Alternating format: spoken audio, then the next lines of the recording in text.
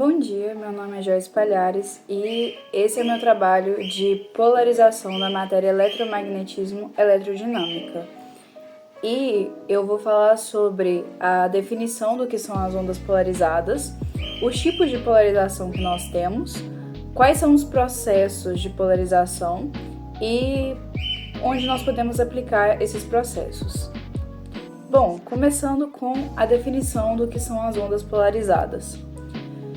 A polarização das ondas é um fenômeno que nós temos com a onda transversal, que é aquela onda que vai ter componentes diferentes nos eixos x, y, z, e ela vai vibrar, ela vai oscilar nessas componentes, e nesse processo de polarização nós vamos filtrar isso, nós vamos pegar apenas a oscilação na componente que nós desejamos e vamos descartar o resto. Esse é o processo da polarização. E nós podemos fazer isso em ondas transversais e não em longitudinais. E as ondas longitudinais, explicando o porquê, elas vão se propagar na mesma direção que ela oscila, enquanto a transversal vai ser numa direção perpendicular à oscilação. Então ela vai propagar, por exemplo, no eixo X e vai oscilar em Z, um exemplo. Então, por isso que nós só podemos fazer com as transversais. Agora, os tipos de polarização. Nós temos 3 tipos de polarização. Nós temos a linear, temos a circular e a elíptica, como eu mostrei nessas imagens. E agora, entrando um pouco mais a fundo em cada uma delas, a polarização linear vai ser quando nós temos uma onda que ela tem a mesma amplitude, tanto em X quanto em Y, ela vai se propagar na Z, é um exemplo. E nós temos assim a vertical e a horizontal. Pode acontecer dela ter componente nos dois, tanto em X quanto em Y. Só que nesse caso seria só uma questão de assim, da gente inclinar um pouquinho que ela se tornaria vertical ou horizontal. Então isso não atrapalha nessa análise. E aqui eu coloquei a equação que nós temos dela. Ela vai ter a mesma amplitude tanto em X quanto em Y, isso considerando que ela está se propagando na Z, na componente Z. Então, essa é a nossa onda dessa polarização linear. E agora a polarização circular. O que acontece? Ela vai ter a mesma amplitude também nas suas componentes, mas ela vai ter uma defasagem entre elas.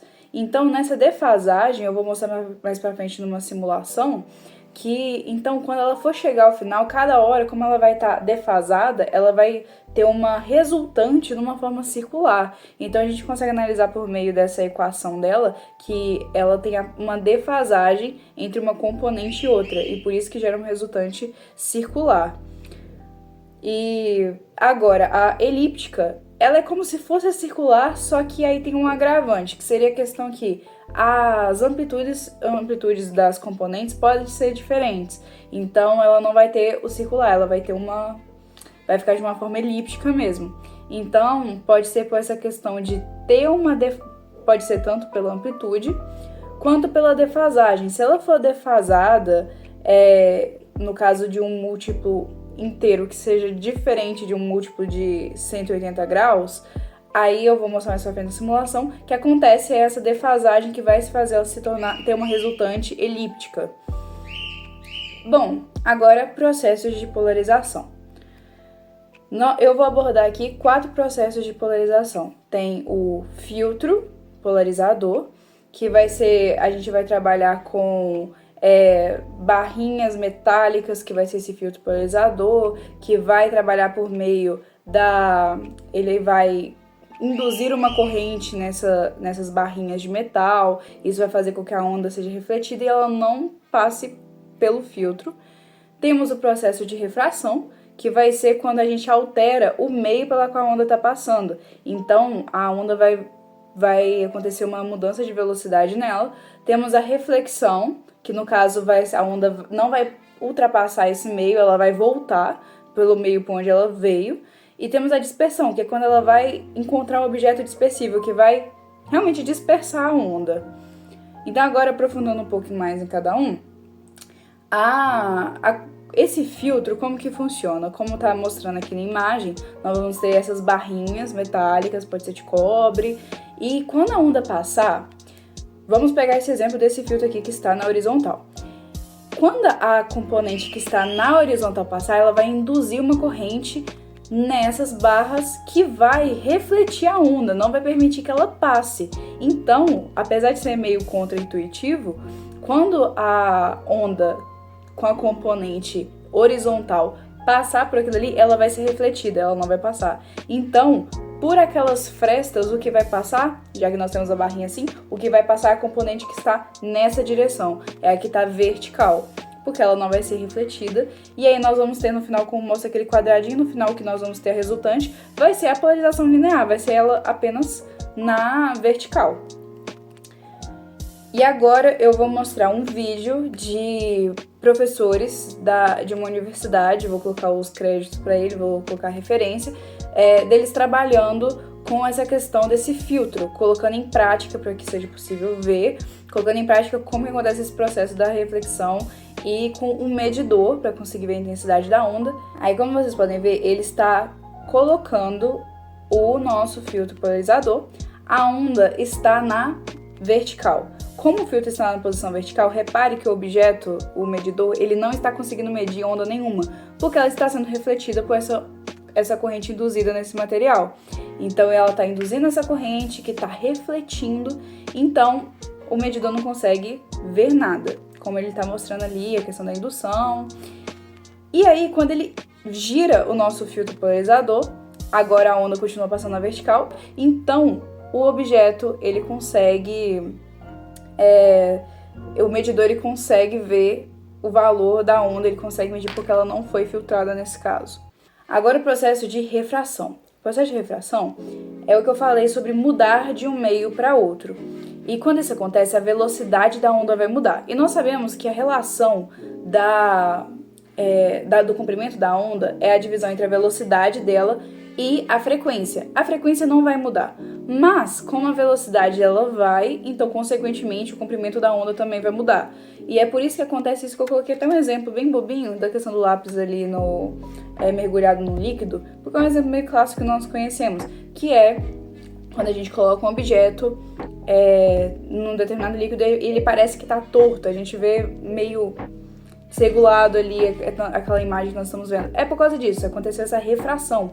A onda ela penetra aquele outro meio, só que o comprimento de onda vai mudar, a velocidade dela muda, então ela não vai seguir exatamente naquela mesma componente que ela estava seguindo. Ela vai ter esse processo de refração. Agora, reflexão. Reflexão, a onda não vai penetrar o meio. Ela vai ser refletida por meio por onde ela veio. E, no caso, a velocidade, a frequência e o comprimento vai ser a mesma coisa, não vai ser alterado. Só que não quer dizer que ela vai voltar na mesma componente que ela veio, mas ela vai ser refletida e ela não vai penetrar aquele outro meio. E a dispersão, como eu disse, é quando nós colocamos uma onda em um objeto que vai ser dispersível e ele vai fazer essa dispersão da onda mesmo. E aí ela vai se espalhar. E eu coloquei um exemplo aqui do prisma, que você vai colocar uma onda luminosa e, no caso, a onda vai separar em vários feixes coloridos, que é esse exemplo do prisma. Agora, as aplicações. Aplicações com filtros em lentes, no caso, um exemplo que eu coloquei. Lentes de câmeras mesmo. Temos lentes que podem filtrar certas cores, dependendo da frequência da cor, porque com a frequência você consegue ver o comprimento da onda e você consegue filtrá-la dessa forma. E aí você pode usar em lentes, no caso, quando você quer ter um determinado contraste, quando você quer focar mais em cores quentes, vai depender. E então isso é mais usado em câmeras mesmo, se você quer olhar a questão de contraste, qual cor que você quer dar mais ênfase, ou se você quer tirar um pouco daquela iluminação, sabe? Quando a iluminação tá até saturada, e aí você quer deixar um pouco mais escuro. Então ela é usada bastante assim.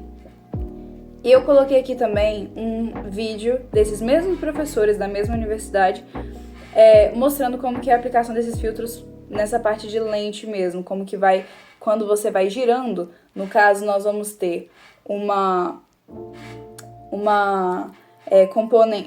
dos filtros assim, né, com barrinhas nessa direção, e o outro vai estar oposto. Então, à medida que você vai girando, vai chegar um ponto que eles vão estar perpendiculares, e o que vai acontecer? Ele não vai deixar passar nenhuma onda. essa aqui vai estar filtrando a onda que está nessa componente e esse daqui na outra. Então vai chegar um ponto que não vai passar componente nenhuma, ele vai barrar tanto X quanto Y, não vai ter onda passando. Então ele zera completamente a luz, como nós podemos ver. Então é um exemplo sobre como usar. Aí, em lentes de óculos, por exemplo, você não consegue colocar exatamente 90 graus quando você vai filtrar, porque senão você vai cegar realmente, pelo óculos você vai conseguir enxergar nada. Então vai ter esse filtro, mas que você não vai conseguir colocar essas barrinhas do filtro de forma que fiquem em 90 graus entre si. Agora, a questão da simulação. Eu simulei no EMAIN, não sei qual que seria a pronúncia correta. Aqui nós temos no EMAIN que eu estou simulando, nós temos duas ondas que formam uma onda transversa eletromagnética, temos uma resultante de uma polarização linear. E o que nós conseguimos ver aqui? Nós temos elas em fase e com a mesma amplitude, ela está na polarização linear. Agora eu vou colocar uma diferença de fase entre elas. Repare que na componente com a diferença de fase de 90 graus, um múltiplo inteiro de 180, repare que agora ela se tornou circular. Agora, se eu colocar uma fase meio esquisita, ela já começa a ficar em forma elíptica. Você consegue ver na direita, naquela resultante mesmo. Porque aqui, ó, eu estou somando as duas. Se eu estiver analisando as formas, eu só estou vendo elas mesmas ali. Agora, somando as duas que vai ser a resultante, ela está de forma elíptica. Agora, se eu for no 180 de novo, aqui no caso o 180 no caso fez com que ela se tornasse linear novamente, mas quando eu pego um múltiplo igual 90, igual eu estava mostrando, ok, circular, se eu mudo, fica elíptica. Bom, agora eu não vou colocar a diferença, ou eu posso colocar a diferença de fase entre elas, ela tá circular, certo? Certo. Mas se eu mudar a amplitude de uma delas, já se tornou elíptica também, assim como eu tinha mostrado antes nos slides. O que eu havia esquecido de mostrar na primeira simulação também é a questão do coeficiente deste meio que eu estou colocando aqui no meio, que eu vou colocar ele de uma forma que ele atenue a minha onda. No caso, eu vou colocar que ele vai mexer apenas com a onda 1, que é essa vermelha que está na vertical, e ele vai atenuando ela até que sobre somente a minha onda, que está na horizontal, e a resultante, consequentemente, vai ser apenas a horizontal. Agora, quanto ao índice de refração, nós podemos ver meio que a bagunça que fica da resultante se eu tirar essa parte da resultante. Percebe-se que foi aquilo que eu falei. Ele vai mudar o comprimento da onda, porque a velocidade dela vai mudar nesse meio. Não é apenas isso, mas quando nós somamos acaba que fica meio difícil de visualizar, porque fica um pouco bagunçado como que fica lá dentro. Bom, essa foi a apresentação um pouco rápida sobre a questão de polarização. Eu também tenho um outro vídeo sobre introdução sobre ondas e radiação. Se tiver algum interesse, pode ir lá dar uma olhada. Por fim, aqui estão as referências que eu peguei, tanto a teoria e no final o canal Física Universitária, que foi de onde eu retirei aqueles vídeos. E é isso, muito obrigada!